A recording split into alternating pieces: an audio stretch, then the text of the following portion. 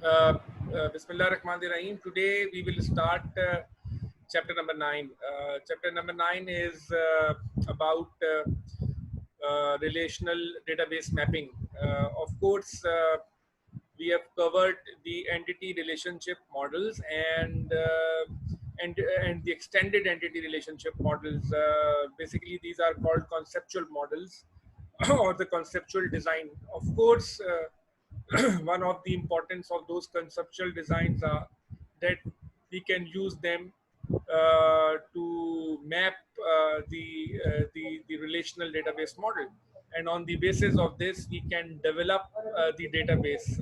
Whatever we have represented in the conceptual model, for example, we have represented the entities, we have represented the attributes, we have represented the relationships, we have represented the cardinalities, we have represented the weak entity, for instance, we have represented the supertype and subtype relationships. So there are so many other things, but what we have to do is that we have to convert all these representations into the database model. So that actually called as mapping. So this chapter actually covers the mapping aspect. In the outline of the chapter, if you see the first 7 parts or 7 steps, the first step refers to the mapping of regular entity types. Whatever the entities you have, how you convert them into a database. Second is representation of mapping of weak entity types. Let's suppose if you have weak entities in your conceptual model, how you map it into a database. Step 3, 4, and 5 are related to the relationship types, which are one-to-one, one-to-many, and many-to-many relationships. So how we can convert those relationships into a model, how we can actually do it. Number 6 is the representation of the multi-valued attributes. Let's suppose if there is any attribute in your conceptual model which might takes more than one values. So if you have represented such an attribute, that is called a multi-valued attribute. And we have discussed earlier on that if we have the multi-valued attribute, you cannot simply represent in the relational database or a table. So how we can do it, we can see it in step number 6. Step number 7 related to mapping of n-ary relationships. We have discussed that there are various kinds of relationships, starting from self relationship, then binary relationship, ternary relationship, and then if you move on, you can say it n-ary relationships. It means how many entities are involved in the relationship. That represents the n-ary relationship. Then the mapping of step number 8 is the option for mapping specialization or generalization. That represents the supertype and subtype entities. If you have such relations in your conceptual model, how you can do it, how you can convert this into a database model. Last is about union types. Union means if you sum up various specializations in one go, if you want to add all these together, that is called union. So these are the important things which we have to cover in this chapter. Goals during mapping. So what are our goals while we are doing mapping? Number one, preserve all information. That is very important. That while we are mapping or while we are converting a conceptual model into a physical design, always remember that we have to preserve all the information. What does it mean? It means that whatever information you have represented in your conceptual model, in your ER model, that has to be represented in the database. Sometimes we make those conceptual models and we have defined certain attributes over there, but when we map it into the database, let's suppose we have not included a certain attribute, or let's suppose you have not included a certain constraint which is there in the conceptual model and it is not in the database which you have created. It means that you left out the information. So remember, whatever information is represented in the conceptual model, that has to be transformed into the relational database model. It means preserving of all information. Number 2, maintain the constraints to the extent possible. Whatever the constraints which are represented over there and which can be represented in the mapping stage, they should be done. For example, most of the constraints which you define in the conceptual model can be represented, can be mapped easily. For example, you have defined a constraint like primary key. Primary key itself is a constraint that is called a key constraint. So that can be easily represented while you are mapping your ER model into the database. Let's suppose there is a referential integrity constraint, which is actually the definition of a foreign key. Foreign key, as you know, is important whenever we are when we have a relationship between two relations, two tables in our model. So you can represent this in the model. But there are certain constraints which you not directly implement into the database. For that purpose, you need to write an application program to implement it. But most of them you can be represented. For example, like cardinality ratio, if you want to fix it, then it cannot preserve all the constraint, because it means that that cannot be represented in the same manner as you do. But if you want to represent one is too many, yes, you can do it. Minimize the null values. Yeah, that is very important. Although the relational database model allows us to have null values, there is no doubt about it. In the very first lecture, we have discussed the properties of the relational database, or sorry, properties of a relation. And in the properties of the relation, there is one property that a relation can hold null values. If the relation can hold null values, it means it allows us to manage the null values. But the problem is that if you allow most of the attribute with the null values, you will be having problem while you are making relationship with the other tables. The mapping procedure described has been implemented in many commercial tools. So try to use null values where they are necessary. But let's suppose where they are not necessary, do not allow null values, because it will create problems in the relationship that we will see later on. That are the goals which you have to consider while you are doing the mapping. Now we start the mapping. The very first step to the mapping is number one. Step number one, mapping of the regular entity types. For example, we have discussed the model of company database in the previous classes, and in your chapter also it is available. In the company database, there are a number of entities which are represented as a regular entity type. That includes employee, that includes department, that includes project. These are what? These are the regular entity types. Sometimes we also call these regular entity types as strong entity types. So for each strong entity type E in the ER schema, create a relation R that includes all the simple attributes of E. So हमें क्या करना है जब हम mapping करेंगे, for every strong entity or for every regular entity, what we have to do, we have to create a relation. And you know, whenever I say a relation in the relational database model, a relation means a table. So for every regular entity, you have to create a relation. For instance, there is a department. So department is an entity in our conceptual model. So but when I map it, I will create a table for the department.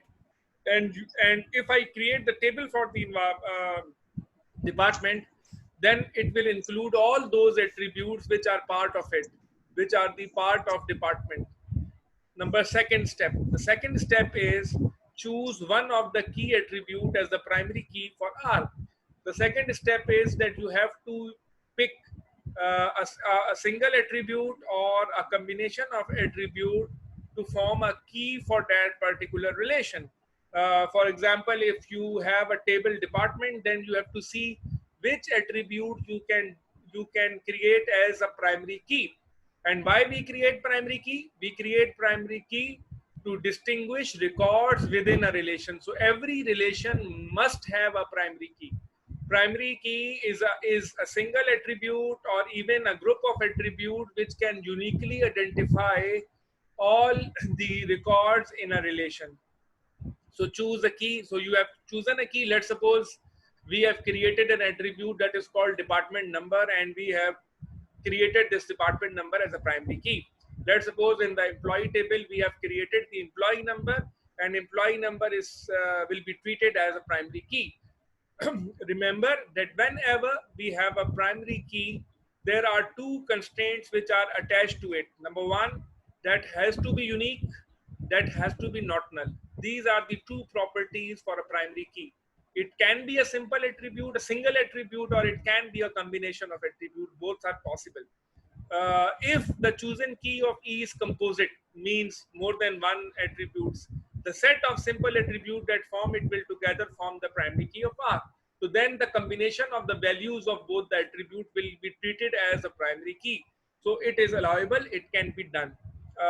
For example, for the employee relation is created. For department, a department relation is created. For project relation is created in the relation schema corresponding to the regular entities in the ER diagram, where SSN number is for the employee, D number is a key for a department, and P number, that is project number, are the primary keys for the project relation. And you can see the diagram of the company database over here, so that you can remember that these various relationships which we have formed, that is available in your book, that we have discussed in the last chapter as well. So that diagram we have, and what we want to do is we want to convert this into the relational model. So in this diagram you can see this is the conceptual model for the company database, and of course while we are mapping it into the database, we will follow this model. This model is available in your book, in the previous chapters, and even the chapter which we have discussed about ER and EER. There you will find this diagram as well. And in the first step, what we have done the mapping of the regular entity types. Now step number 2 is the mapping of the weak entity type. Weak entity type, as you know, as we have discussed already in the class or in the lectures, that weak entity is an entity which actually exists in the model, but it is dependent on the regular entity. Actually, its existence is dependent on the regular entity type.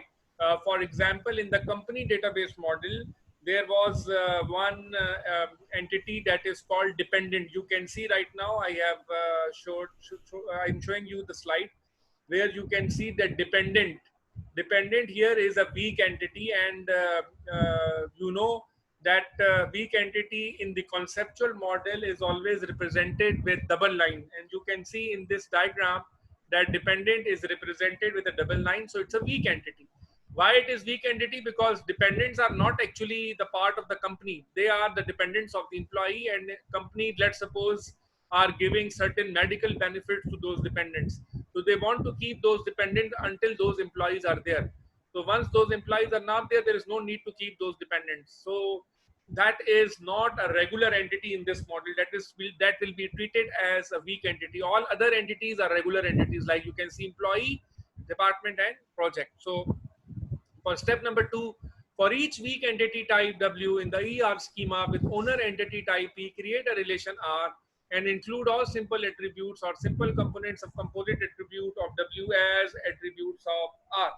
तो जब भी हम mapping करेंगे क्या होगा, क्या कहता है, for each weak entity type W, जैसे हमारे पास वीक एंटिटी टाइप यहाँ पर क्या है, डिपेंडेंट है, dependent is our weak entity type. Or what is the owner of that entity? In our example, that owner of that weak entity is employee. So what we do, we create a relation R and include all simple attributes or simple components of composite attributes of W as attributes of R. तो अब हम क्या करेंगे, हम इस weak entity के जो relation है इसके अंदर भी वो सारे attribute define करेंगे. जो जिस तरह से हमने रेगुलर एंटिटी में डिफाइन किए थे, इसी तरह से हम इस W के अंदर भी वो एट्रीब्यूट्स हम डिफाइन करेंगे और एक रिलेशनशिप फॉर्म होगा. That relationship, whenever there is a relationship between two entities is involved, then always remember that the concept of foreign key comes into play. When we talk about a single entity, single relation, the primary key is important. But when we talk about relationship of one entity to the other entity, then whenever we map it, the foreign key principle comes into play, or in other words, we also call it referential integrity constraint. So what we have to do is we have to have a foreign key. The foreign key attributes are the primary key attributes of the relation that correspond to the owner entity type. So हम क्या करते हैं, in that case weak entity जो primary key हमारे पास regular entity की है, वही हम जो है वो हम include कर देते हैं किसमें, weak entity type में. For example, SSN is the primary key of the employee entity. So that SSN is included, will be included in the weak entity. What was the weak entity? Weak entity was the dependent. So dependent का number अपनी जगह आएगा, वहाँ SSN शामिल हो जाएगा. The primary key of R, यानी primary key of dependent क्या हो जाएगी? Combination of the primary key of the owner and the partial key of the weak entity type. इसका मतलब क्या है? इसका मतलब ये है कि मैं आपको यहाँ पे, for example, I can show you the whiteboard so you can understand.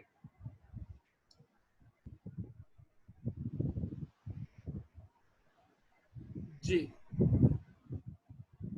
If you can see this whiteboard, here we can see, let's suppose employee जो थी मेरे पास क्या है? Employee is employee table is the owner, ठीक है? And you know employee is also the regular entity. Okay. In comparison, the dependent is the weak entity, and it is dependent on employee. Acha, employee key, there is a key for the employee. The primary key PK of the employee is the SSN. और जब हम इसमें mapping करेंगे तो dependent की पीके क्या बनाएंगे, primary की क्या बनाएंगे? That includes always the SSN and whatever the key you assign for the dependent. Let's suppose dependent ID. So your primary key will be, your primary key of the dependent is always the composite key, or that is the primary key of the owner and the primary key of the weak entity. So that is the PK of this. Now we want to have the relation. So how we want to have the relation? That is dependent on the relationship, which we will discuss later. Now you just understand the concept that whenever we want to have a weak entity के अंदर हमेशा क्या करेंगे? The primary key will always be the combination of the primary key of the owner or primary key of the dependent. Okay. Now create the relation dependent in this step to correspond the weak entity type dependent. Okay.